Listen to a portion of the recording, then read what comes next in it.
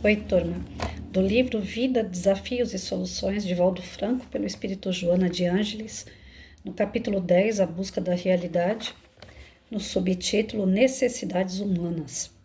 O ser humano estabeleceu como necessidades próprias da sua vida aquelas que dizem respeito aos fenômenos fisiológicos com toda a sua gama de imposições: alimentação, habitação, agasalho, segurança, reprodução, bem-estar, posição social.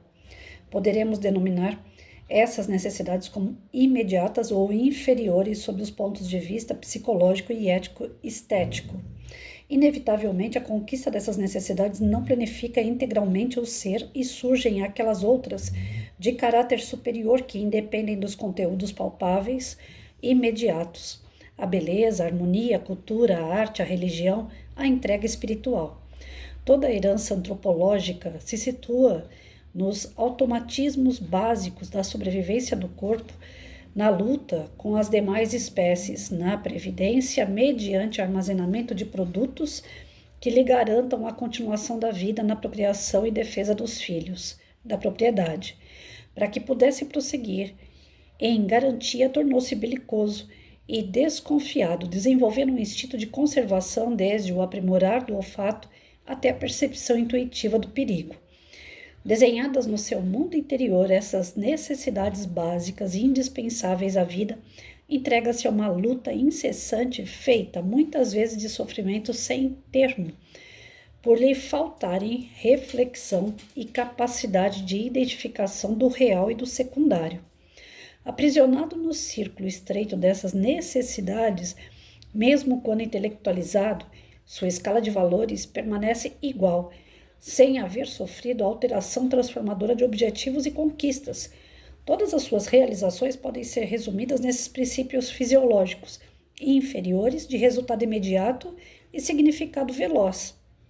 Atormenta-se quando tem tudo organizado, em excesso, dominado pelo medo de perder, de ser usurpado, e atira-se na volúpia desequilibrada de querer mais, de reunir muito mais, precatando-se contra as chamadas incertezas da sorte e da vida.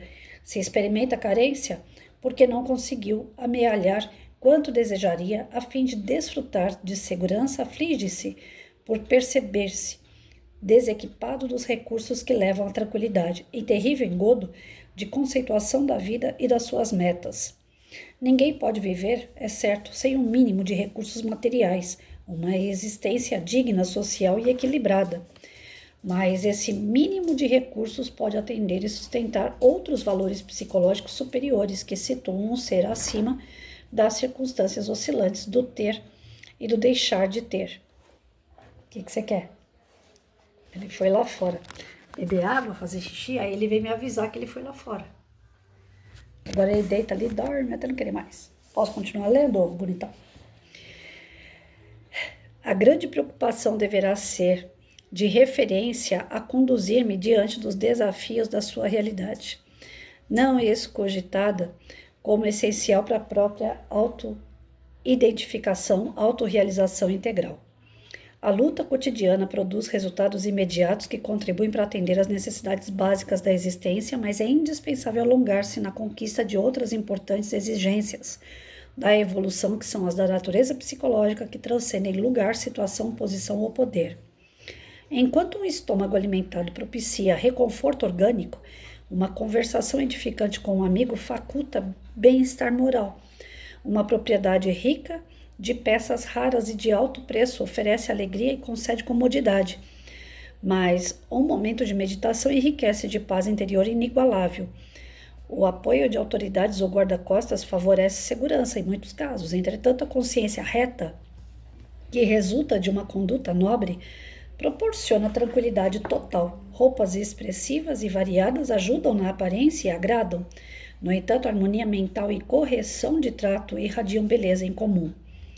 O frenesi sexual expressa destaque na vida social. Todavia, o êxtase de um momento de amor profundo compensa e renova o ser, vitalizando a projeção na comunidade, massageia o ego, mas a conquista do si felicita interiormente. As necessidades básicas fisiológicas são sempre acompanhadas de novas exigências, porque logo perdem a função. Aquelas de natureza psicológica superior se desdobram em variantes inumeráveis que não cessam de proporcionar beleza. Por isso mesmo, a realidade do ser está além da sua forma, da roupagem em que se apresenta, sendo encontrada nos valores intrínsecos de que é constituído, merecendo todo o contributo do esforço emocional e moral para conseguir identificar-se. Somente aí a saúde se torna factível, o bem se faz presente e os ideais de enobrecimento da sociedade como da própria criatura se tornam legítimos, de fácil aquisição por todo aquele que se empenha na sua conquista. Olha, gente, o tempo todo na leitura, eu fui pensando um pouco sobre a minha conduta, da forma que eu vivi. Eu fui filha única até os 16 anos. Então, vocês sabem que filho único, querendo ou não, ele é paparicado por pai e mãe nos seus pertences materiais, né? Principalmente aquilo que a gente puder dar para o filho, né? De brinquedo, de roupa, de material de escola, de comida. A gente quer fazer tudo e muito mais por um filho. Então, os meus pais, dentro da possibilidade deles, eles fizeram o mais que eles podiam nesse sentido. No caso, eu, enquanto mãe, eu repassei essa valorização do ter para o meu filho. Né? Então, todas as vezes que ele ficava doente, eu trocava a doença em troca de lanche, em troca de brinquedo. Eu fazia acordos do tipo, né? Nós vamos no hospital fazer exame, que teve um período que ele fazia exame direto. Nós vamos no hospital fazer exame, mas na volta a gente passa no shopping. Então, assim, tem que ter o tal do limite. Dependendo da situação, você consegue impor o limite. Dependendo da situação, você se sente frágil perante ela e você passa dos limites. Como eu cheguei a conversar com o gerente de uma loja de brinquedo, que eu não tinha condições de levar o brinquedo que meu filho tinha gostado. Ele não estava fazendo birra, ele não queria, ele só falou: mãe, quando você tiver dinheiro, você compra pra mim. Mas ele é doente, eu queria dar a loja para ele, se aquilo fosse curar meu filho, né? Então, às vezes, a gente peca desde a infância na educação dos nossos filhos, né? Porque a tendência é que a gente sempre vem com aquela conversa: eu vou dar tudo que eu tive e muito mais que eu puder ofertar. Meu pai ralava pra caramba, trabalhava demais para lhe trazer o sustento para dentro de casa, e entre ele e minha mãe, eles se degladiavam. Mas quando o assunto era Patrícia, como eu falo, né, até os 16 anos eu era sozinha. Então, quando o assunto era a filha, os dois entravam em comum acordo na hora.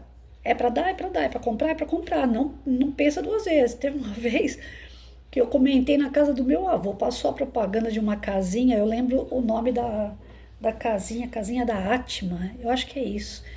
Eram 3 cômodos, né? Então, um era cozinha, outro quarto, outro sala.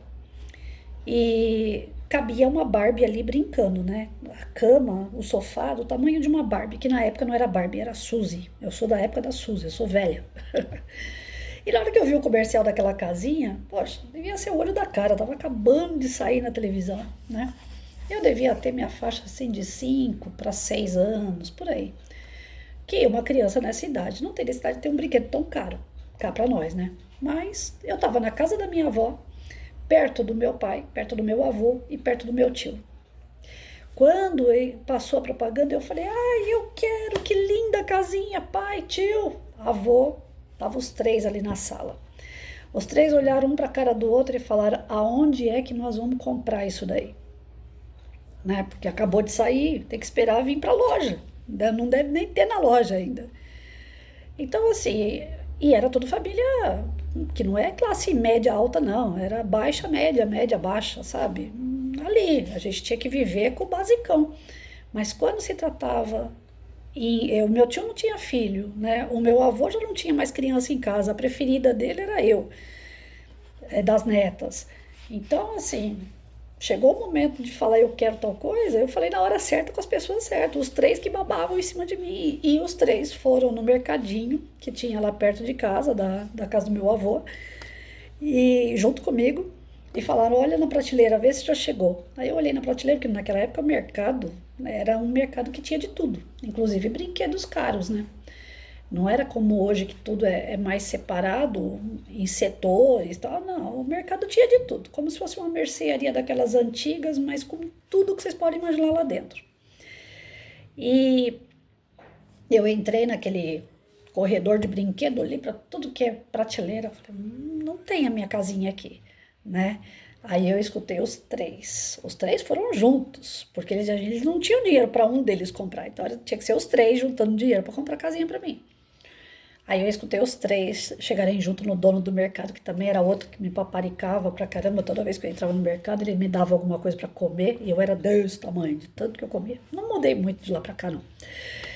E aí o dono do mercado veio e falou assim: ó, a gente não tem, mas nós vamos trazer essa casinha que ela tá falando. Explica melhor como é que é, Patrícia. Aí eu expliquei direitinho como é que era separado e tal, que encostava na parede. Ela não, eu acho que a casinha não devia ficar em pé sozinha, porque ela era cômodos, né? Então você tinha que encostar na parede. Aí eu expliquei direitinho como é que era, tal. Eu falei, cabe a minha Suzy lá dentro. Minha Suzy precisa dessa casinha. E aí ele não aguentei, até hoje eu lembro disso. Eles ficaram com aquela cara pra mim assim do tipo, coitada da Suzy, né? Precisa dessa casinha. E eu, aquela chantagem toda. E olha que não demorou muito, essa casinha veio parar na minha mão. E os três juntaram dinheiro e compraram pra mim, porque era o olho da cara. Então, assim, dentro de alguns propósitos, o ter, desde a infância a gente aprende a ter, ele é normal para agradar uma criança, para ver a criança feliz, né? Agora, às vezes a gente passa do limite, como eu falei, eu cheguei a conversar com o gerente de uma loja que eu não tinha dinheiro para levar o brinquedo e, no entanto, meu filho gostou e o meu filho estava doente. Eu não sabia se meu filho ia durar muito tempo ou não. Ele tinha tido, eu sempre esqueço o nome, gente, quando a criança dá um pane nela. Ah, eu esqueci o nome. Bom, já tem 28 anos, mais de 20 anos, 28 não, mais de 20 anos atrás. Eu esqueci o nome que dá. A criança enrola a língua, epilepsia. Pronto, lembrei. Ele teve 2, 3 crises com esse tipo de coisa e a gente foi investigar de tudo que foi jeito que podia e que não podia, né? O Hospital do Cruz Azul, ele é filho de militar, então a gente virou ele do avesso para descobrir o que foi. E no final das contas, era pela perda do pai, nervoso, era emocional. E depois, mais tarde, foi tratado como psicólogo também, mas, assim, algumas coisas, eu acho que algumas sequelas diante do quadro da violência que lá atrás ficou e isso daí agravou com a mãe brava que ele tinha, autoritária, talvez até com um pouco de narcisismo. Eu acho que eu tô me descobrindo narcisista, já pensou?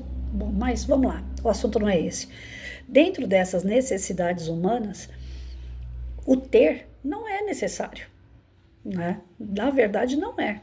O básico para a gente é se alimentar, é ter aonde dormir, ter uma segurança de uma casa, é você ter uma vestimenta, você não pode sair pelado no meio da rua, né? É você ter um mínimo de material para você ir para a escola, para você poder estudar. Então, assim, quando a mãe compra um lápis, como eu cansei de comprar, do Hot Wheels, né, de bichinho, do ursinho carinhoso, não é necessário. Não tem necessidade de marca-texto de bichinho, com mensagenzinha. É bonitinho, mas não é necessário. Eu poderia muito bem pegar qualquer pedaço de papel, resto de papel, reutilizar, que seria até mais ecológico, e jogar no meio do livro. Mas a gente quer o mais bonitinho, a gente quer mais o cheirosinho, a gente quer mais o gosto da pessoa, a gente quer agradar, quer ver o outro feliz, a gente quer fazer além. E nessa que os pais fazem a mais, o professor faz a mais, a criatura que está recebendo a mais, ele acaba absorvendo aquilo como uma verdade, que aquele a mais, na verdade, já é o mínimo, e aí ele vai querer fazer o a mais. A gente dá continuidade no ter, que foi o que aconteceu na minha família, né? Eu vejo pelo histórico da família que eu fui indo para esse lado do a mais. O meu irmão chegou a ter no quarto dele, meu irmão veio depois de 16 anos, aí era o filho único, né? O meu irmão chegou a ter uma mini locadora no quarto dele. 3 paredes do quarto dele era distante de DVD. Então, assim, não era comprar um DVD no aniversário, no Natal. É quantos e quando a criatura quisesse. O meu filho, esse aqui, era o quarto dele. Ele tinha nessa parede da lateral aqui um quadro de vidro cheio de heróis, de miniatura de heróis, que cada herói custava em torno de 200 pau. É algo necessário? Não. Você podia comprar aqueles Apache, lembra da nossa infância? Que é de plástico, que é para festa de aniversário, que a criança ia brincar do mesmo jeito. Então, assim, nós aprendemos a receber o máximo dos nossos pais, dos nossos tios, avós, nós damos isso para os nossos filhos e eles vão continuar isso. Tá errado dar o máximo? Volto a repetir, não tá. Mas a gente deixa de dar o necessário para dar o supérfluo.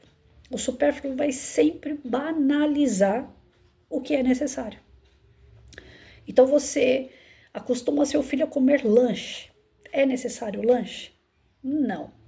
Aí quando você fala para ele assim, Joãozinho, hoje você vai comer arroz, feijão e bife, filho. Ah, só tem isso. Não tem pão com hambúrguer? Ou seja, ele banalizou aquela comida ali, ele não descartou, ele quer o supérfluo. Então a gente acaba errando quando pensa que está acertando. Não é por maldade, eu não vejo os pais que incentivam os filhos através do a mais, né? Como eu disse, o mais bonitinho, o mais cheirosinho e tal. Eu não vejo como um erro de direcionamento de educação por maldade. Eu vejo que a intenção é boa.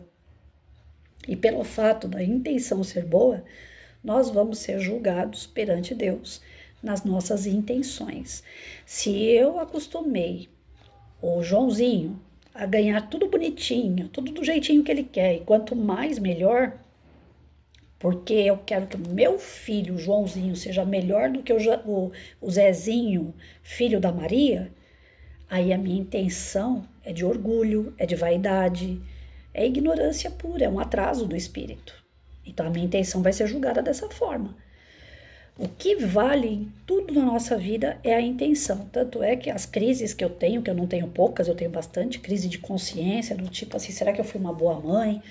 Será que realmente eu fiz o meu melhor? Nessas crises eu sempre busco, afinal de contas, Patrícia, qual era a sua intenção naquele momento? Você bateu no teu filho, pô, você fez errado, tá?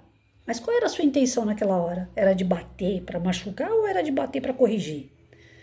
Então, não é certo, mas a sua intenção vai ser a sua juíza, né? Então, muitas das coisas que nós passamos, com certeza vai ser aliviado lá na frente, porque a nossa intenção enquanto educadores, enquanto pais, enquanto professores, né? A intenção é das melhores. Pode que os recursos não foram dos melhores, mas a intenção foi.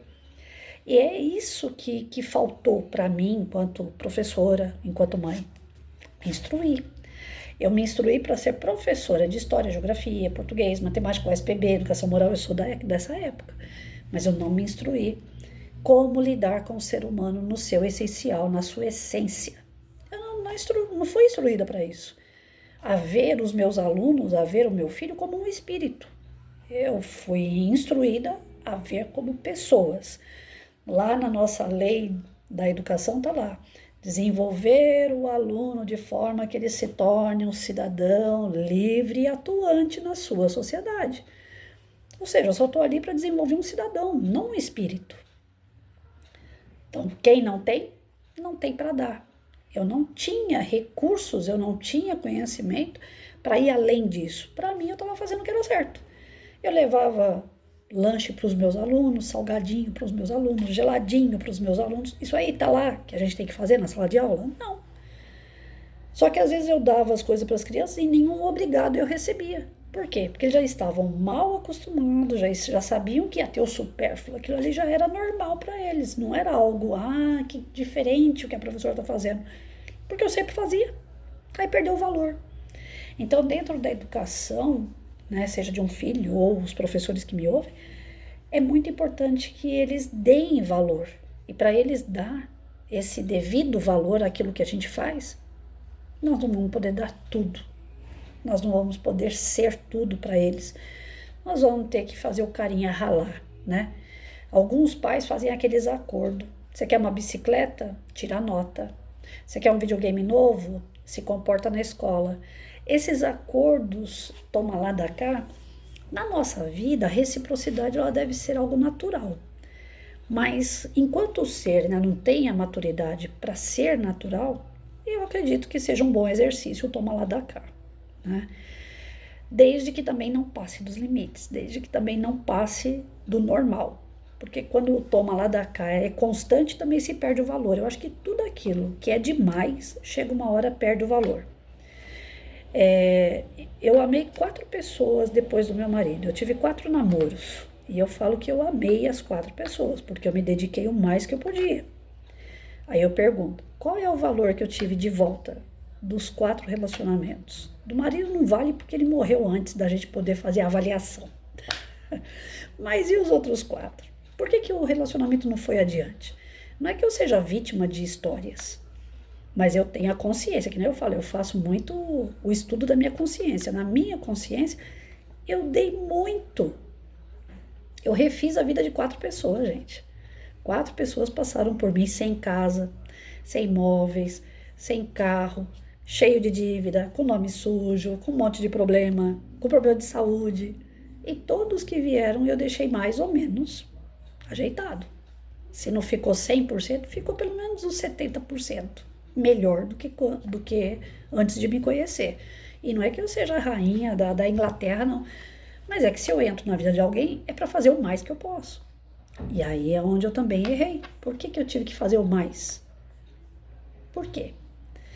Aí o Divaldo com a Joana, eles comentaram isso em alguns textos que a gente já leu aqui para trás. Muitos de nós, quando a gente quer dar muito, que a gente quer fazer muito pelos outros, na verdade, é aquilo que está faltando em nós. A gente se sente mais completo dando o que de fato a gente nunca recebeu ou recebemos pouco. Então, a gente dá valor à falta daquilo que lá atrás a gente não teve. Aí a gente quer doar, a gente quer tirar de nós para dar para os outros.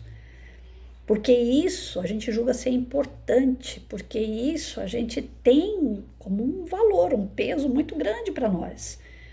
De alegria, de satisfação, de complementação de vida mesmo. Deixa a gente hiper mega alegre de ver a alegria do outro. Porque na verdade nós lá atrás queríamos que alguém fizesse isso por nós e alguém não fez.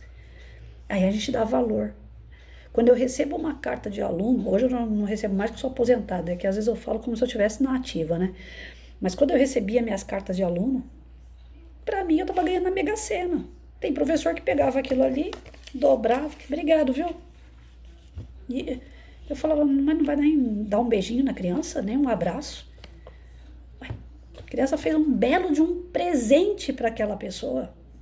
Porque a carta de uma criança é o maior presente que ela pode dar.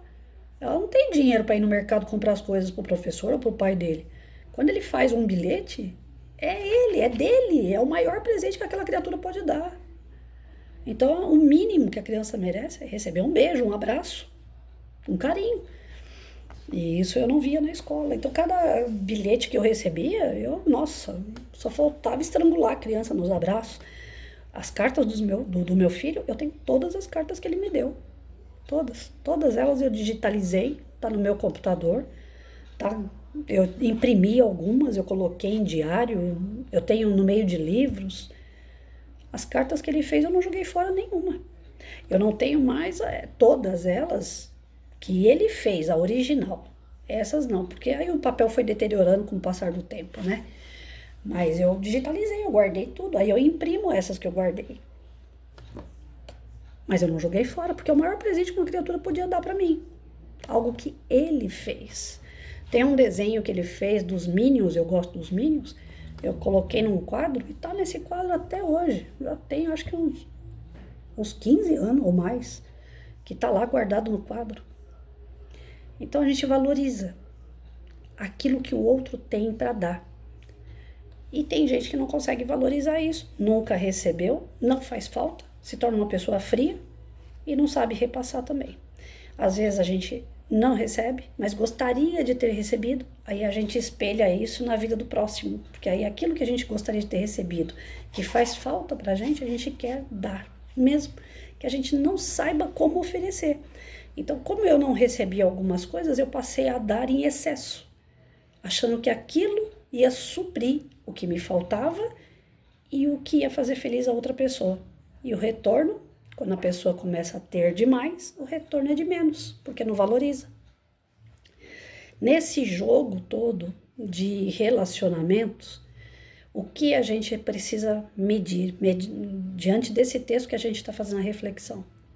Tudo tem a sua medida certa. Tudo tem a sua medida certa. E a gente só vai saber a medida certa na experiência. Não tem uma receita para isso. Olha, dá um beijo de manhã, uma tarde, outra noite. Se você der 4, a pessoa vai ficar mal acostumada, ela não vai saber o que é beijo. Não tem receita para isso. Mas você vai com a experiência no dia a dia com as pessoas, você vai experimentando o limite do outro, né? Você vai dar comida no prato para o teu filho, uma vez, na hora do almoço. Se ele começar a falar, você não vai colocar minha comida na janta? Você já viu que já está indo longe demais. O limite quem vai te colocar é o espelho da relação que você tem com o outro. Você tem que estar esperto com isso. E não supervalorizar essas coisas, porque o ser humano, ele, no mesmo pé que ele adora camarão, de repente ele para de gostar de camarão, né? Do mesmo jeito que agora ele adora usar um tênis vermelho, daqui a pouco ele não quer nem ver nada vermelho na frente dele, nem camiseta, nem calça, nem tênis. Porque o ser humano no ter, ele oscila demais, ele nunca está contente, ele nunca é constante no ter. Agora, no ser, nós somos consciente, nós somos atuante, nós melhoramos, mas na nossa essência a gente é sempre o mesmo. Na nossa essência a gente é sempre o mesmo. Eu posso ser uma pessoa que de repente começou a fumar, mas a minha essência é não gostar do cigarro. Eu fumo porque todo mundo que está à minha volta fuma. Então, mais dia, menos dia, eu largo o cigarro, numa boa, porque aquilo ali na minha moral não cabe. Eu só estou usando porque é o meio que eu encontrei de estar no meio de pessoas. Então, essas necessidades humanas têm que ter limite. Tanto para quem recebe, quem quer, como para quem oferece. Dentro do que é material, tem que ter um limite tanto, porque senão a pessoa se torna extremamente materialista, compulsiva, vaidosa. Eu vejo por mim, na hora que eu estava fazendo a leitura, eu estava pensando nisso também. Se eu fosse uma dessas mulheres, porque eu só trabalhei com mulher a vida inteira, professora, na escola o que mais tem, 99,9% é tudo mulher, desde o curso, desde o magistério. Se eu fosse entrar no embalo, o que eu via entre essa mulherada, e eu fosse como elas, preocupada demais com cabelo, preocupada demais com maquiagem, preocupada demais com unha, preocupada demais com roupa, com cinto combinando com sapato, que combina com lenço, que combina com a bolsa, que combina com a cor do celular. Se eu fosse assim, eu estaria morta hoje. E eu posso falar como que eu estaria morta? Morta viva. Eu estaria aqui, mas morta. Porque hoje, quem é a Patrícia? Graças a Deus, eu sempre gostei de camisa de estampa. Pra mim não é novidade nenhuma usar camiseta de estampa. Sempre, a vida toda eu gostei de bichinho, de rock, o que fosse. Eu sempre gostei de bermuda, graças a Deus. Porque hoje eu preciso usar bermuda. Ou eu uso bermuda, ou eu não ando. Porque a bermuda deixa a minha perna livre para que eu possa não sentir peso na perna e aí eu consigo levantar a perna para andar. A única coisa que eu fiquei baqueada e que hoje já não tá me baqueando tanto, só tá me baqueando por uma razão, é que eu sempre usei tênis. Amo usar tênis. E o tênis que eu usava não era por vaidade, mas pelo modelo. Eu gostava do tênis da Nike, aqueles de cano longo, pesado de couro. Não pude mais usar aquele. Passei a usar um bom tempo All-Star. Gosto de All-Star. De cano longo, de cano curto, eu tive de todas as cores. Até chegar o momento que eu não pude mais usar All-Star. Aí passei a usar com a sola de EVA. Imitação, né, da Olímpicos, que é um tênis mais em conta, mais barato, e a questão não era dinheiro, a questão era necessidade. Comecei a usar aquele Olímpicos, que ele é de EVA embaixo. É leve, mas a ponta dele faz um triângulo na ponta, aí meu dedo fica apertadinho assim, aí eu capoto. não dá mais para usar aquele tênis. Aí eu fui para pantufa. Então, hoje, se eu fosse uma perua, se eu fosse uma mulher que tem toda essa vaidade, esses cuidados com o físico dela, com, né, a aparência dela, hoje eu estaria na roça. Como é que pode uma mulher andar na rua de pantufa de pano? Pantufa de pano. Mas um croque não resolve, Patrícia? Não. Tem que ser pantufa de pano. Porque ela é hiper mega leve e o meu pé é caído. Então, na hora que eu levanto, meu pé não levanta. Ele não acompanha o movimento da perna. Com a pantufa de pano, eu consigo, pela leveza dela, arrastar meu pé. Só que hoje mesmo tá chovendo. Aí, qual é o meu problema hoje com a pantufa? Que antigamente, quando eu comecei com ela, eu tinha aquela coisa, todo mundo vai ficar olhando pro meu pé na rua, né? Onde já se viu uma mulher com pantufa no meio da rua é doida. Mas hoje eu não esquento cabeça nem com os olhares alheios, porque eu sei que vão olhar de qualquer jeito. Né? Com pantufa, sem pantufa, porque a gente anda meio tortinho e tal, todo mundo já olha, né? Mas hoje o que me deixa chateada com a pantufa não é a vaidade. Hoje acabou a vaidade total. Se eu tinha alguma vaidade, hoje eu não tenho nenhuma. Hoje o que acaba comigo é chuva, porque a pantufa em dia de chuva não deixa eu sair. Eu escorrego e caio. Não dá para colocar nada embaixo, eu coloco uma tarja de antiderrapante embaixo. Quando você pisa na primeira poça d'água, ela sai. A cola de sapateiro não adianta, a cola de EVA não adianta. Então, até agora não achei outra solução a não ser ficar em casa no período de chuva.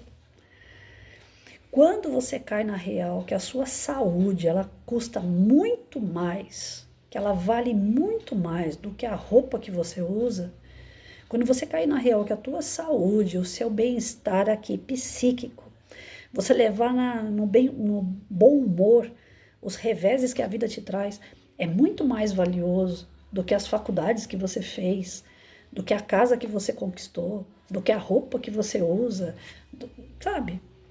Aí sim você vai entender o que é de verdade necessidade e o que é supérfluo. Então, bora lá pensar sobre isso.